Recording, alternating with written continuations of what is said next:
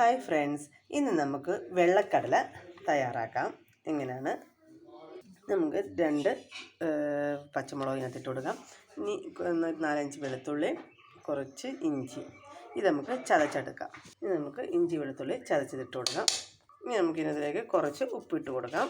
നമുക്ക് കുറച്ച് വെള്ളവും കൂടെ ചേർത്ത് കൊടുക്കാം. കടല നികത്ത് വെള്ളം മതി, ഇത്രയും വെള്ളം മതി. ഇനി നമുക്കിതൊന്ന് മിക്സ് ചെയ്തിട്ട് നമുക്ക് അടപ്പ് വേവിച്ച് കൊടുക്കാം. ഒരു 4 വിസിൽ വരെ നമുക്കിത് വേവിക്കാം. ഇനി നമുക്കൊരു പാൻ അടുപ്പത്ത് വെച്ച് കുറച്ച് വെളിച്ചെണ്ണ ഒഴിച്ചിട്ട് കുറച്ച് പെരിഞ്ജീരകം, ഏലയ്ക്ക, ഒരു ഏലയ്ക്ക, കുറച്ച് ഗ്രാമ്പൂ, പട്ട, ഇതെല്ലാം കൂടെ ഇട്ടിട്ടൊന്ന് ചൂടാക്കിയെടുക്കാം. ഇനി നമുക്കിതെല്ലാം ഒന്ന് ജസ്റ്റ് ഇളക്കി കൊടുക്കാം. അതിനകത്തിലേക്ക് ഞാൻ 2 സവാള അരിഞ്ഞതാണ്, അതും കൂടെ ചേർത്ത് കൊടുക്കുന്നു. സവാള ഒന്ന് വാടാൻ ആവശ്യമായ കുറച്ച് ഉപ്പിട്ട് കൊടുക്കാം. ഇതിനകത്തിലേക്ക് 1 സ്പൂൺ മല്ലിപ്പൊടി, 1 സ്പൂൺ മുളക് പൊടി, 1/2 സ്പൂൺ മഞ്ഞൾപ്പൊടി ഇട്ട് കൊടുക്കാം. നമുക്കിതൊന്ന് ഇളക്കി കൊടുക്കാം.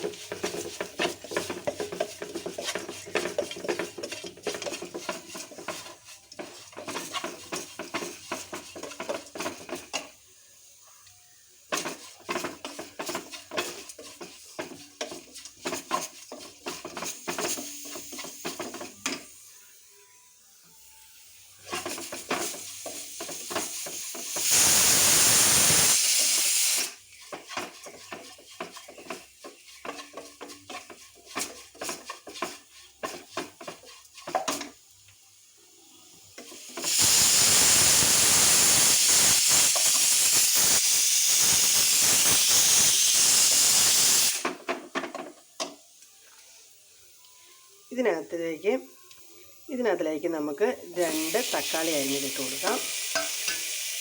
അതുകൊണ്ടൊന്ന് കൊടുക്കാതെ നമ്മൾ അരച്ച് ഈ മസാലയ്ക്കകത്തോട്ട് നമുക്ക് 1 തവി കടല വേവിച്ചത് ഇട്ട് കൊടുക്കാം.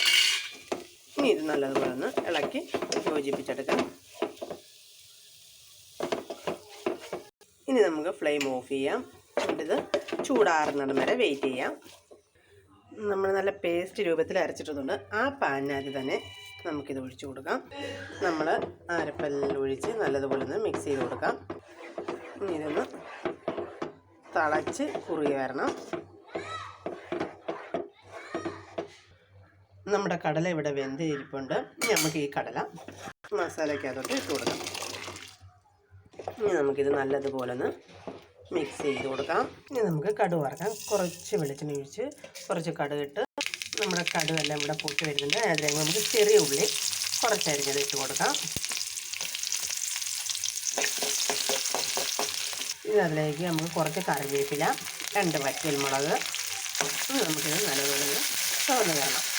ഇനി നമ്മുടെ കടുക് വറുത്തത് നമുക്കിനി നമ്മുടെ കറിയിലോട്ട് ഒഴിച്ച് കൊടുക്കാം.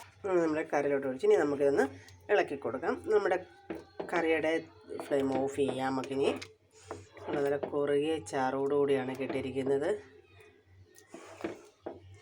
ഇനി ഇതൊരു 10 മിനിറ്റ് നമുക്ക് അടച്ചു വെക്കാം. അങ്ങനെ നമ്മുടെ വെള്ളക്കടല ഇവിടെ റെഡി ആയിട്ടുണ്ട്. നല്ല കുറുകിയ ചാറോടുകൂടിയാണ് നമുക്ക് കിട്ടിയത്. ഇഷ്ടമായ എല്ലാവരും ലൈക്ക് ചെയ്യുക, സബ്സ്ക്രൈബ് ചെയ്യുക, കമൻറ്റ് ചെയ്യാം. ഇന്ന് ഞാൻ കഴിക്കാൻ പോകുന്നത് ഈ കറി ചോറിൻ്റെ കൂടെ നല്ലതാണ്, ചപ്പാത്തിയുടെ കൂടെ, പുട്ട്, അപ്പം, എല്ലാത്തിനും കൂടെ നല്ലതാണ് ഇത് കഴിക്കാൻ.